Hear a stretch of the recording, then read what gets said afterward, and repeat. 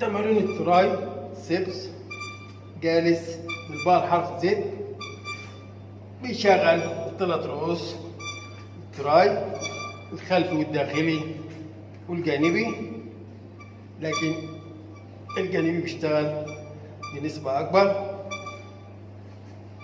التراي ثابت، ما نحركش وننزل لتحت قوي ولا نطلع لقدام، بنفس الشكل. المرفق ثابت، ما يتفتحش لبره قوي ولا يتقفل قوي.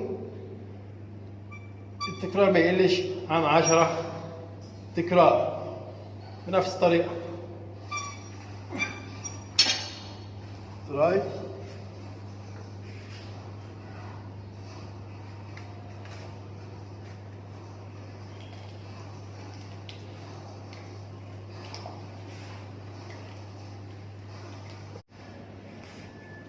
تمارين التراي من وضع الركود،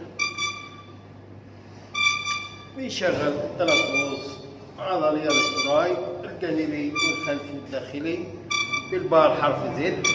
بنشوف البار بينزل فين، خلف الراس. التراي ثابت ما يتحركش كتير، ساعد اللي بيرفع البار. التكرار ما يقلش عن 10 تكرار، والمجموعات 4 مجموعات بنفس الطريقة.